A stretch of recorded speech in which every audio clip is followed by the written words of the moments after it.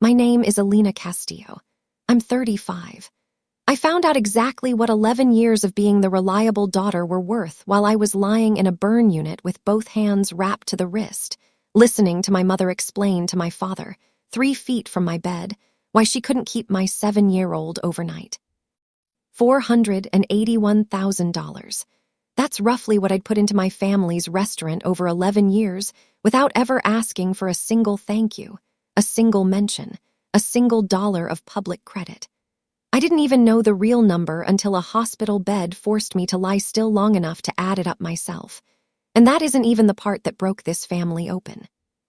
The part that broke it open happened 3 nights later, in a ballroom full of 200 guests, when an 80-year-old man who almost never speaks in public stood up at his own granddaughter's expense and corrected the record in front of every person his daughter-in-law had spent 30 years trying to impress. Welcome back to Beyond the Headlights, the channel where we follow the people everyone else drove right past until the truth finally catches up to them. If someone in your life has ever treated your steadiness like it was free, this story is for you. Drop a comment and tell me who actually showed up when it counted. And make sure you're subscribed, because this family had no idea what was sitting 3 feet away from them the whole time. I want to tell you about the bakery first, because that's where this actually starts, long before the fire and long before the gala. I own a small wholesale bakery called Sweet Hollow, tucked into a converted warehouse on the edge of town. We supply pastries and wedding cakes to about 40 restaurants and a dozen cafes within a 2-hour radius. It took me 9 years to build it from a single rented kitchen at midnight rates into something that actually paid my mortgage, my daughter's school tuition, and quietly, a great deal of somebody else's life too. I am precise by nature. I trained as a pastry chef, but before that I did 2 years of an accounting degree I never finished, and the habit never left me. I weigh ingredients to the gram.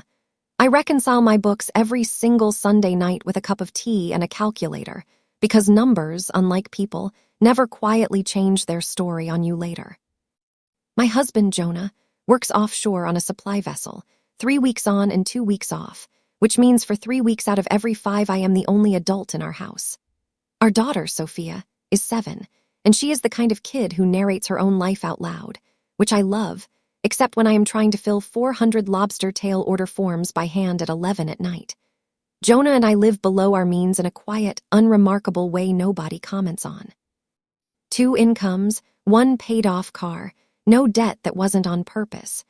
That financial discipline is the only reason what I'm about to tell you was ever possible in the first place. My family runs a restaurant called Casa Rosa, named after my grandmother, who opened it 30 years ago with 12 tables, a borrowed stove, and a recipe box she never let anyone else touch. Rosa Castillo built that place out of nothing, working the line herself for the first decade because she couldn't afford a second cook. She passed away 3 years ago, and her husband, my grandfather Salvador, is still alive, 81 years old, sharp as a blade, and the quietest man I have ever known. My father, Tony, took over running the restaurant after Rosa got too sick to stand at the stove, and my mother, Carmen, runs what she calls the front of house, which mostly means the guest list, the decor, and who gets photographed where. I am the older sibling. My brother Mateo is 28, and he has been the restaurant's golden future since he was old enough to hold a spatula. When Mateo announced at 19 that he was going to culinary school instead of finishing his business degree, my mother cried happy tears at the dinner table. When I told that same table, 4 years earlier, that I was opening my own bakery instead of joining the family business, my mother asked me, with a perfectly straight face, if I'd thought about how that would look. I want to be fair here, because I've had a lot of time in a hospital bed to think about fairness. Mateo is not cruel. He has never once been unkind to me on purpose. He is something else, something I've come to understand is almost its own kind of damage. He has never once had to wonder where anything came from. Not the new walk-in freezer 2 years ago. Not his culinary school tuition. Not the down payment on his first apartment. Not the renovation that gave Casa Rosa its now famous garden patio, the one written up in 3 regional food magazines. He has lived his entire adult life inside a house that never once showed him a single crack in the foundation, And he has no idea I was the one quietly repointing the brick every single month for 11 years. Here is the arrangement, and I want you to hold on to these numbers the way I eventually had to. Starting the year I turned 24, I began sending Casa Rosa $2,200 a month, labeled in my own banking app simply as rent help, because the lease on the building had crept up faster than the restaurant's margins ever could. On top of that, $400 a month went out under the label Dad Medical, covering what I believed were my father's ongoing knee treatments after 2 failed surgeries.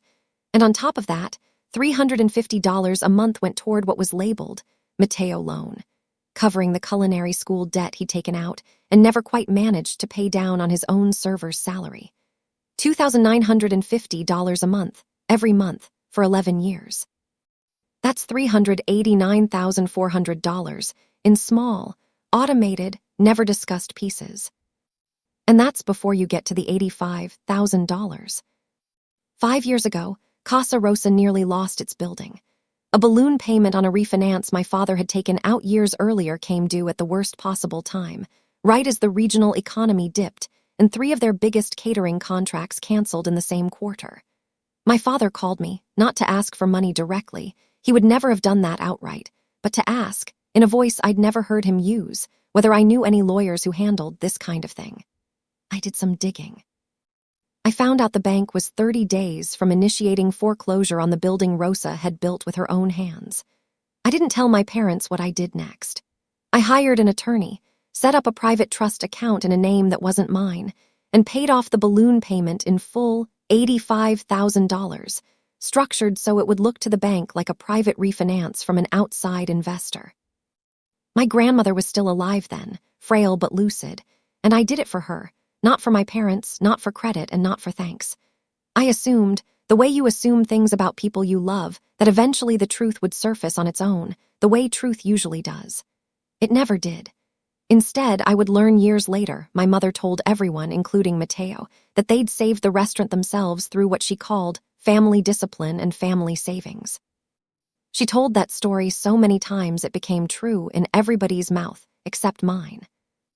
I'm telling you all of this up front because I need you to understand who I was walking into that hospital as. I wasn't a woman who didn't know her own worth. I knew my worth down to the dollar and the decimal point. I had simply decided, the way you decide things slowly without ever quite deciding them, that being the one who quietly kept the lights on was the same thing as being loved. It took a gas line and a hospital gown to teach me the difference. The fire happened on a Tuesday night in March. I was alone in the bakery, finishing an overnight order for a wedding the next day, 400 individual lavender shortbread favors that had to proof overnight in the big walk-in proofer. Around 1 a.m, a gas line feeding the proofer's heating element failed. I was standing at the prep table when it ignited, close enough that the flash caught both my forearms and the backs of my hands before the suppression system kicked in and the sprinklers did the rest. I don't remember calling 911. I remember the paramedic asking my name 3 times because I kept trying to answer her in pastry measurements instead of words. 3rd-degree burns on both hands, 2nd degree up both forearms, a mild concussion from where I went down against the prep table edge. The doctors told me later I was lucky. Lucky is a strange word to hear about your own hands when you make your living with them. Jonah was 4 days from making port. My mother lived 11 minutes from the hospital, and Sophia. My daughter was supposed to be sleeping over at my parents' house that very night, a sleepover we'd planned 3 weeks earlier so I could finish the wedding order in peace. By the time the ambulance had me, Sophia was already there, already in her pajamas, already asleep in her usual spot on my parents' pull-out couch. All my mother had to do, the entire ask, was let her stay the extra day until Jonah landed, or until I was stable enough to coordinate something. That was the whole emergency. Keep a sleeping 7-year-old in the house. She was already sleeping in for 1 more day. She said no. I found out what she said secondhand, the way I found out almost everything important in my family, through someone else's retelling. My father called me at the hospital around 3 a.m, his voice doing that careful, flattened thing it does whenever he's trying not to take a side. "Alina," he said, "your mother wants to know if there's anyone else who can take Sophia tomorrow night." I asked him why. There was a pause, the kind that tells you everything before the words do. The Delgado Guild dinner rehearsal is tomorrow, he said. The tasting run-through for the gala. Your mother's been planning the menu order for months. She says a 7-year-old underfoot the night before is too much chaos.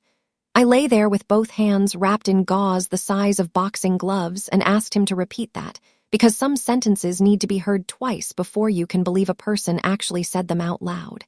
He repeated it, word for word. I didn't cry. I want you to understand that part, because everyone expects the woman with bandaged hands to fall apart, and I didn't. I asked my father to put my mother on the phone. When she finally took it, her voice came through warm and rehearsed, the way it always does when she already knows she's done something she'll have to explain later. Honey, she said, I'm so sorry about your hands. We'll come see you as soon as things calm down here. I asked her directly if she could keep Sophia one more night. There was a long, theatrical sigh, the same one I'd been hearing my entire life. Alina, she said, Mateo's tasting rehearsal is tomorrow morning, and I have the Delgado dinner the night after. I cannot have a 7-year-old running around the kitchen the night before the biggest event of your brother's career. You understand that, right? Mateo never asks us for anything. The least we can do is give him this 1 week. Mateo never asks us for anything. I want you to sit with that sentence the way I had to sit with it, flat on my back, hands burning under the gauze, because it is the single most honest, dishonest sentence my mother has ever said to me. Mateo never asked because he never had to. I had spent 11 years making absolutely certain he never had to. And the thanks I got for that invisible labor was being told, from a hospital bed, that my own child was an inconvenience to his rehearsal schedule. I didn't argue. Arguing was the old me. I asked Jonah's mother, who lives 3 states away, if she had anyone local who could help, and she didn't. Then I did what I have always done when my family fails to show up. I solved the actual problem myself. With my left elbow propping the phone against the pillow, because neither hand could grip anything yet, I called an emergency overnight childcare agency, Jonah, and I had vetted years earlier for exactly this kind of situation, and never once needed until now. A woman named Priya answered on the second ring. I explained my situation in about 9 sentences, calm as a grocery list. 40 minutes later, a vetted, background-checked overnight sitter let herself into my parents' house with a code my father reluctantly provided, and texted me a photo of Sophia still asleep on the pull-out couch, one arm flung over her stuffed rabbit, completely unaware that anyone had even considered not keeping her there. I looked at that photo for a long time. A nurse beside me asked gently if I had any family who could come sit with me instead. It's handled, I told her. Next. That word, handled, has carried an entire decade of my life on its back, and lying there that night, I finally understood what it had cost me. With my left hand and a stylus held awkwardly between 2 fingers that weren't bandaged as badly as the rest, I opened my banking app. I have never in my life scrolled through 11 years of recurring transfers in one sitting. I'd never let myself. The total had always felt like a door I didn't want to walk through. That night, with nothing left to do but lie still and think, I finally walked through it. The app did the math without flinching, the way apps always do. $389,400 in recurring transfers since I was 24, plus the $85,000 from 5 years ago that nobody but me and a lawyer in another county even knew existed. $474,400, give or take a few hundred in fees, spent quietly keeping alive a restaurant that did not have my name on the lease, the deed, the menu, or, as I would soon learn, the story my mother told about how it survived. I canceled the recurring transfers right there in the burn unit. 3 taps with a stylus held in a hand that couldn't make a fist. Recurring transfer canceled. Recurring transfer canceled. Recurring transfer canceled. 11 years stopped the way a faucet stops, all at once, with no drama at all. I want to stop here for 1 second, because if you've made it this far, you might already know exactly the feeling I'm describing. I felt no triumph. I felt no grief either. I felt a strange, flat clarity, the same feeling I get when a batch of caramel finally hits the right temperature after 20 minutes of watching it climb. Then, scrolling further back through the transaction history out of nothing but habit, I found something I'd never noticed before because I'd never had a reason to look. 18 months ago, a single line item under the label Dad Medical showed an unusually large outgoing transfer of $18,000 in one lump sum, far more than my usual $400 a month. I hadn't authorized any lump sum. I called the bank's fraud line first, certain something had gone wrong. It hadn't gone wrong. It had gone exactly where someone wanted it to go. My mother had access to that account from years earlier, back when I'd added her as an emergency contact during a health scare of my own. She had used that access once, 18 months ago, to pull $18,000 directly from the account I'd been quietly feeding for my father's medical bills, and route it toward something else entirely. I didn't know what yet. I just knew it wasn't a knee.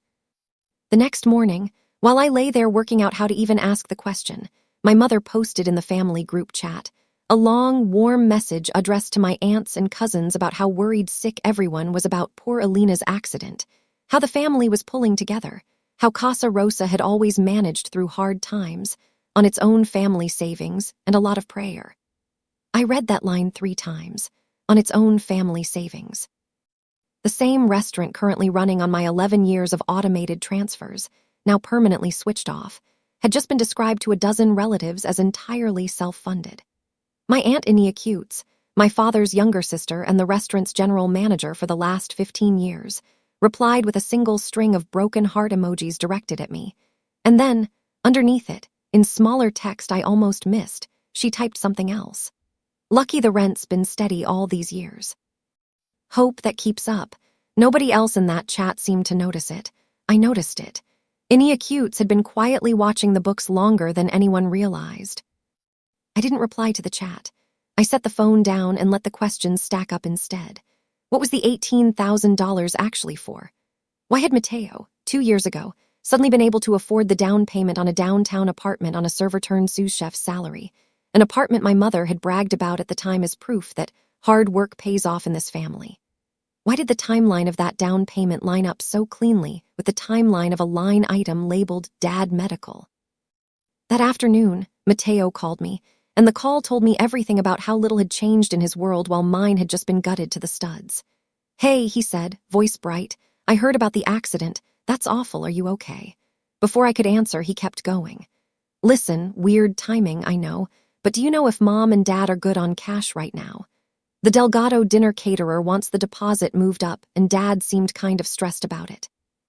I asked him quietly where he thought the restaurant's money came from. There was a pause, the first real pause I think I'd ever heard out of my brother.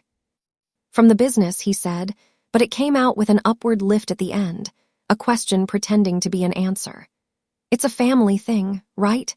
I told him I'd think about it and let him sit with that uncertainty the way I'd been sitting with the truth my whole adult life. My father called once that week, briefly, his voice doing the thin, careful thing it does. "Alina," he said, "I didn't know it had gotten this bad for you. The accident, the hands, I never wanted you carrying all of this." For one suspended second, I let myself believe he might actually finish that thought. Then I heard my mother's voice in the background, sharp, asking who he was talking to, and the line went flat and careful again. "I should let you rest," he said, and he hung up. That was my father in one phone call. A good man who had spent 35 years learning that the safest thing to do in that house was nothing at all. Aunt Inia Cutes came to see me in person 2 days later, alone, no flowers, just a worn leather folder under one arm that looked like it had been carried into 100 meetings it was never meant for. She sat in the vinyl chair beside my bed, looked at my hands, and didn't say anything for a long moment. Then she said, "Your grandmother knew, you know." "Knew what?" I asked. She looked at the folder in her lap like she wasn't sure yet whether to open it. "Knew that your mother was going to spend this family's whole life standing in front of the camera while somebody else held the ladder," she said. "Rosa saw it coming a long time before any of us did." I want to ask you something, watching all of this unfold the way I did from that bed. Has there ever been a moment in your own family where you realized the people who praised you the most for being the strong one were really just thanking you for never making them carry anything? If that sounds familiar, drop a comment with the word ledger, because the next part of this story is where an 81-year-old man who almost never raises his voice finally opens a folder nobody knew he'd been keeping. I was discharged 5 days later with both hands still wrapped, useless for anything finer than holding a fork between two knuckles. Jonah made it home the day after, white-faced, furious in the quiet way he gets, and spent the next week doing everything one-handed couldn't: dishes, Sophia's hair, my bandage changes. I spent those evenings on the couch with my laptop propped on a pillow and a stylus taped to my thumb, because the one thing that has never failed to steady me is a spreadsheet. I exported 11 years of statements and built a single clean ledger, row by row, the same way I reconcile flower orders. The picture that assembled itself was nothing like the story my mother had been telling for years. The rent help, the medical fund, the loan payments, every dollar accounted for, $389,400 in small pieces, plus the $85,000 from the foreclosure 5 years earlier. I printed it to a single page. 12 rows, 11 years, one number at the bottom that nobody in my family had ever been allowed to see. 3 days after I got home, my grandfather Salvador showed up at our front door unannounced, leaning on the cane he resents needing, carrying a folder of his own, thick, soft at the corners, bound with 2 rubber bands gone pale with age. He sat across from me at the kitchen table, looked at my hands for a long moment, and said the thing I will hear in my head for the rest of my life. I knew, he said. I always knew. I asked him what he knew. He didn't look at me. He looked at the folder. About the money, he said. All of it, the rent, the loan, the $18,000 your mother pulled for Mateo's apartment without telling you. About what your mother's been saying to this family for years while you bled yourself dry keeping that building standing. He tapped the folder once, like he was deciding how much of it to give me right then. Your grandmother started asking questions about money 2 years before she passed, he said. She'd always had a head for numbers your father never inherited, and something about how easily Casa Rosa kept surviving close calls started bothering her. She cornered me one night and said, "Somebody is keeping this restaurant alive and it isn't us. Find out who." It took me a while. Banks don't like talking to an old man asking about his own son's business. But I found you. I found 11 years of a granddaughter, quietly wiring her own margin into a hole her mother kept digging, and never once mentioning it to a soul. He told me Rosa had spent her last clear months with a lawyer in the next county, and that whatever she'd put in motion had both their signatures on it, and that the attorney believed it would hold. In this state, he said, a trust set up the way we said it does exactly what we told it to do, and nobody can talk it out of doing that, no matter how loud they get. He didn't tell me everything that night. He said some truths only count if they're told in a full room, and he was right about that, the way he turned out to be right about almost everything. The day before the gala, he came by again, just to check on my hands, and I finally asked him the question I'd been circling my whole life. Why Mateo? Why had my mother spent 30 years treating one child like a prize and the other like a utility bill? He turned his coffee cup slowly before he answered. You have to understand how your mother grew up, he said. Her own father drank, and the house was never steady, and your mother spent her whole childhood being the responsible one while her younger brother got all the softness in the room. She swore she'd build something different. And then she had you, steady and quiet and capable, and something in her couldn't stand looking at a smaller version of the role she'd spent her life trying to escape. When Mateo came along easy and bright and needy in all the ways that are easy to love out loud, she finally got to be the mother of the favorite instead of the forgotten one. He set his cup down. It's not an excuse, Mija. It's just the shape of it. I sat with that a long time. My mother wasn't a cartoon villain. She was a woman who had been the load-bearing wall in her own childhood home, and instead of breaking that pattern, she'd handed it straight down to me and crowned my brother in the image of the childhood she never got. The invitation to Casa Rosa's 30th anniversary gala had arrived 2 weeks before any of this happened, a glossy card announcing a celebration of family, legacy, and the future, featuring Mateo's official induction as executive partner chef. My mother called the day before, her voice doing the warm, careful thing it does when she wants something arranged just so.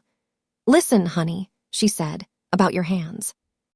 We're so glad you'll still come, but maybe wear the long opera gloves I bought you for Brooks, I mean for the gala. Just so it doesn't worry the guests, doesn't look like Casa Rosa has any trouble in the kitchen. For once, let's not make the bandages the whole conversation. There it was, the same ask in different clothes. Disappear the evidence. Wear the gloves. Blend in. I told her I'd think about it, the way I always say I'll think about things I've already decided against. Jonah asked me that night if I was actually going to go. I told him yes, because I knew exactly what that gala was actually for. It wasn't to celebrate Mateo. It was to perform a story for 200 guests, the story where Casa Rosa survived on family savings and a lot of prayer, the story where I was, at best, a footnote nobody needed to read. I decided to give her the audience, just not the performance she'd planned. I want to ask you one more thing before I take you into that ballroom, because I think some of you already know exactly where I was sitting that week. Have you ever almost made yourself smaller just to keep a piece that was never really yours to protect? If that's familiar, comment the word truth, because what happened in that room is the reason I'm telling you any of this at all. The gala was held in the Regional Culinary Guild's ballroom downtown, the same venue that hosts the annual Restaurant Industry Awards. 200 guests, white tablecloths, a string quartet, food critics from 3 regional papers, and Ray Delgado, president of the guild, a man who had known my grandmother for 30 years and had flown in personally to present Mateo's induction. I wore a simple navy dress, and against my mother's wishes, no gloves at all. My bandages were smaller by then, compression wraps instead of full gauze, but still visible, still unmistakably the hands of someone who hadn't been able to do her own job in 3 weeks. I wanted them visible. I had spent 11 years hiding the cost of what I did for this family. I was done doing that for free. I found my parents near the entrance. My mother glowing in champagne silk, working the room exactly the way she always does, touching elbows, laughing a half-beat too brightly. When a guest, an older woman I didn't recognize, asked who had funded the beautiful new patio renovation everyone was admiring, I watched my mother's hand flutter toward her own collarbone in practiced modesty. "Oh, that was just an investor," she said. "A family friend, really, nothing more." I was standing 8 feet away holding a glass of water with a bandaged hand. My own mother looked directly past me to answer that question, and in doing so, accidentally gave my whole story its name. Ray Delgado's part of the evening came before the formal induction. He stepped up to the podium to deliver what the program called a special tribute, and I assumed, like everyone else, that it was simply preamble to Mateo's big moment. Instead, he told the room about a call he'd received 5 years earlier from an attorney representing an anonymous donor who wished to settle an outstanding obligation on behalf of a struggling family restaurant, on the strict condition that the family never be told where the money came from. He said the guild had quietly tracked the building's title ever since, out of simple professional curiosity, and that the attorney handling that anonymous trust had recently reached out to update the guild's records following a change in circumstance. He said he wanted to use tonight, of all nights, to finally honor that anonymous donor publicly, because the guild had just been given permission to do so. He read the name off the card in his hand. Elena Castillo. The room didn't gasp the way rooms do in movies. It just went quiet, the particular quiet of 200 people doing math in real time. My mother's smile didn't drop so much as freeze in place, a photograph of itself. Mateo, 3 tables back, turned around slowly in his chair to look at me like he was seeing me for the first time in his adult life. I didn't say anything yet. I reached into my small clutch with a hand that still couldn't fully close, and I set the single folded page I'd printed at home onto the linen tablecloth in front of my parents, smoothing it flat with the side of my wrist because my fingers still couldn't manage it properly.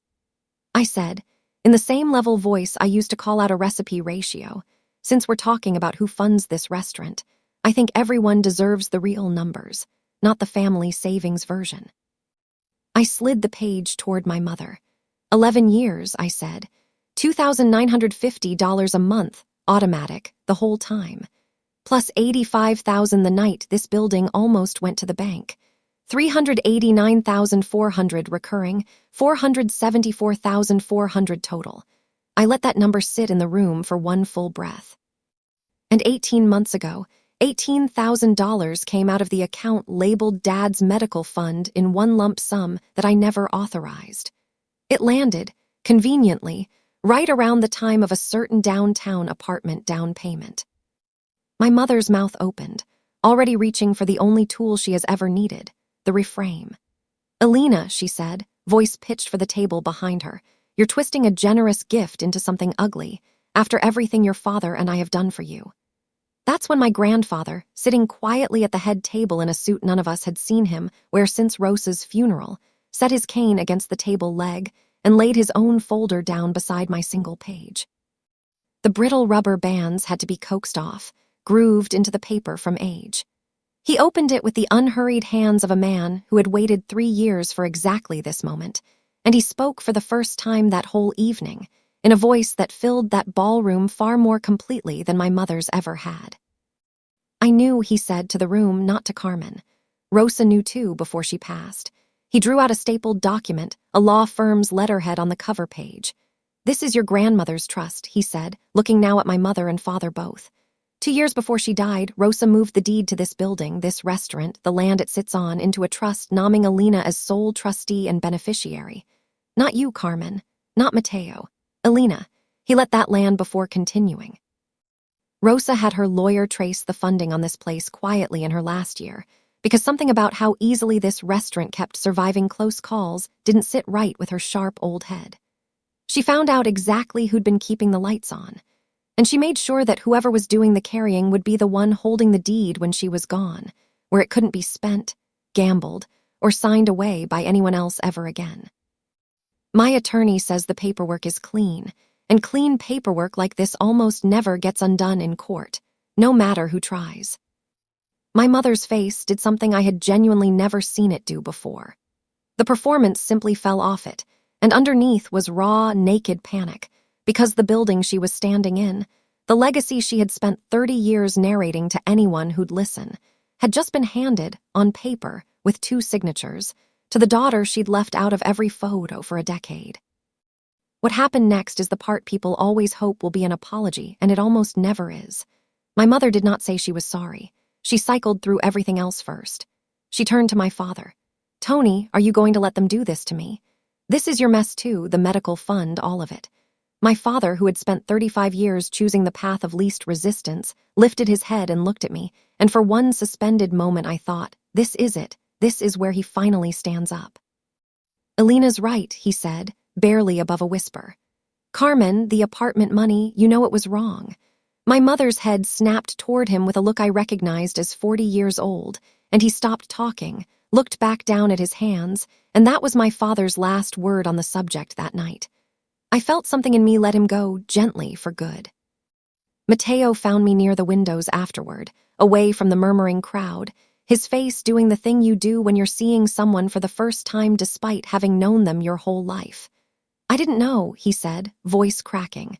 "I never asked where any of it came from. I just assumed it was all just there. I told him I believed him because I did. He wasn't cruel.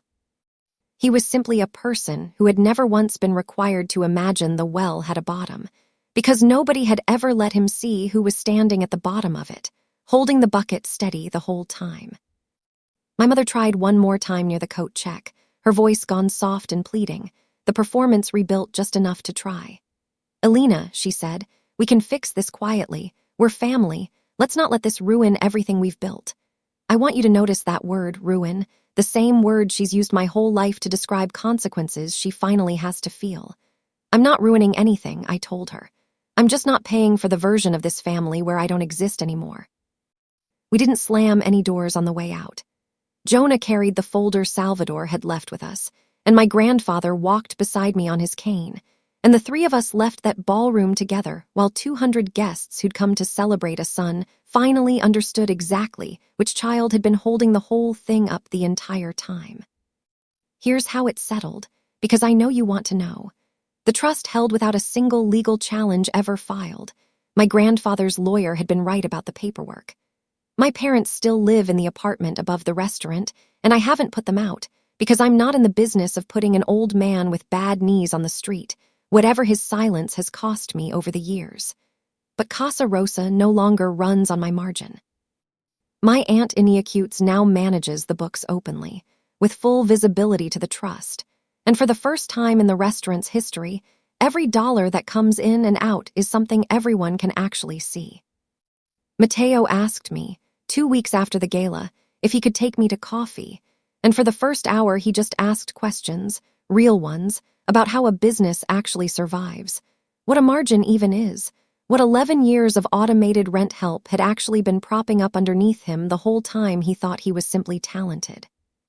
He's since taken out an actual operating loan in his own name for the first time, the kind with his signature and his risk attached to it, and he tells me it terrifies him in a way that's actually good for him. My mother hasn't called. Aunt Iniacute says she refers to that night, when she mentions it at all, as Alina's little scene. I find that almost funny now, the way you can call a printed page of true numbers dramatic, but you cannot actually argue with a single row of it. My father emailed me a month later, 3 sentences, no excuses, just an apology for 35 years of silence, and a promise that he was working on saying more out loud, starting with that. It wasn't enough to fix anything. It was enough to be a start, which is more than I'd had the week before. My hands have healed well enough that I'm back in the bakery most days, gloved properly now, for entirely different reasons. I still keep my old compression bandage in a drawer at home, the way some people keep a hospital bracelet or a worn coin, a small, plain piece of proof of exactly where I was standing the night my mother decided a tasting rehearsal mattered more than her own grandchild. I don't need it to remember. I just like having it.